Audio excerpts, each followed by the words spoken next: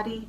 My name is Jamila Thompson, and I'm here to share some insights with you with regards to how to navigate conversations with your children during this COVID-19 health pandemic. There have been lots of questions that have come out of being home with your children over the last 4, 5, for some of us 6 weeks. And I wanted to share some insights with you with regards to how I have tried to navigate conversations with my 2 children. The first thing I've done is I've sat them down and asked them what they already know about it. I'm sure that over the last few weeks, there have been moments where they've absorbed information from the news outlets. They've absorbed information from what they've heard from friends. They've looked at emails, and then just hearing conversations within our household that they may not have been participated in, but they have absorbed some information. And so I want to know exactly what they know.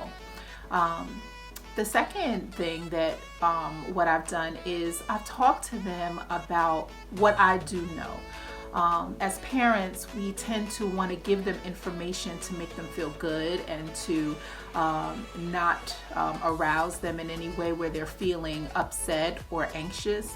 But the best thing that I've found that has been helpful is to just be honest with them about what I know.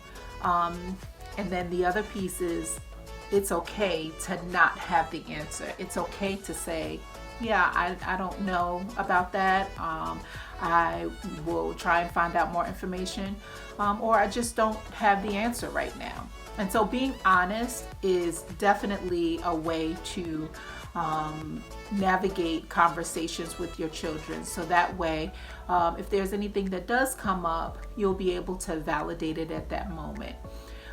Children want to know that we as parents are reliable and that the information that we provide to them is reliable.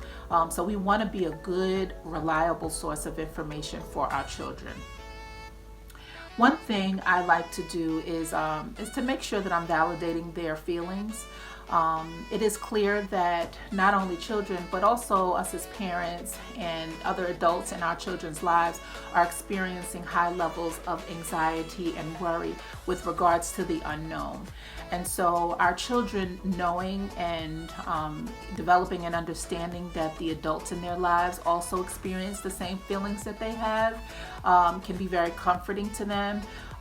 Knowing that we are uncertain about what the next steps will be at times, and that it's okay to have fears, and it is okay to feel that you don't have everything under control. And so a lot of times it's okay to let your children know that you are experiencing the same anxieties and feelings that they have, and to validate their feelings and wherever they are.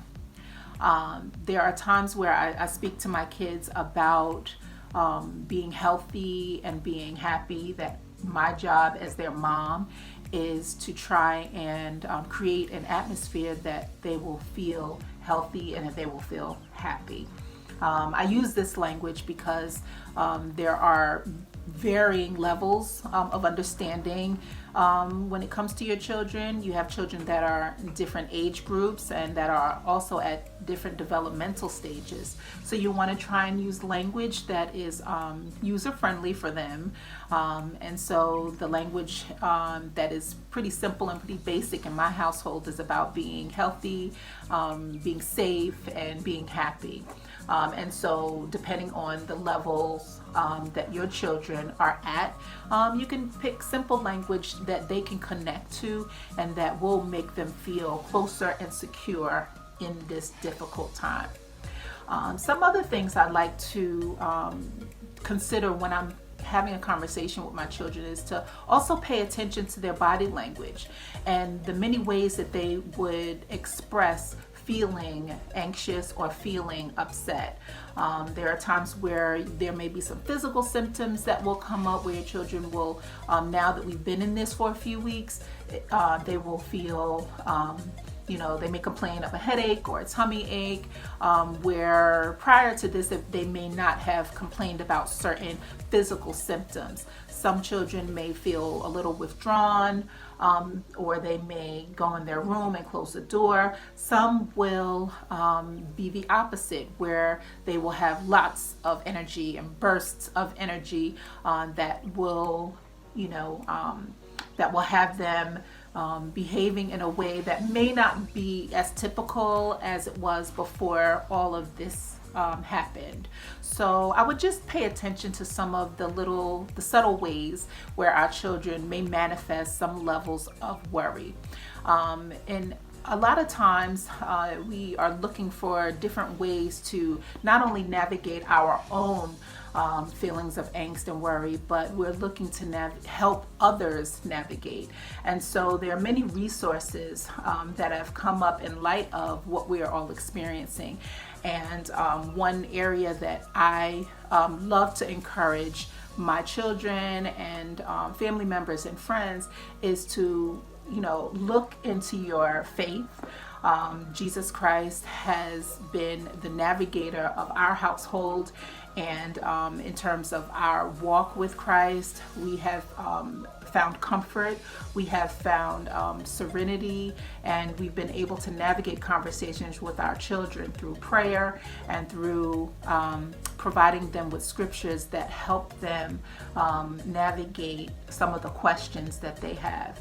This is a great time for all of us to lean into one another, to lean into our sisters and brothers, our greater community, so that we'll be able to continue to have conversations with those that are around us. Our children are our next generation, and we want to do all that we can to make sure that we are in a place that we're providing a safe, a healthy, and happy atmosphere for them. Thank you so much, and I am encouraging you to continue to be well and to be safe.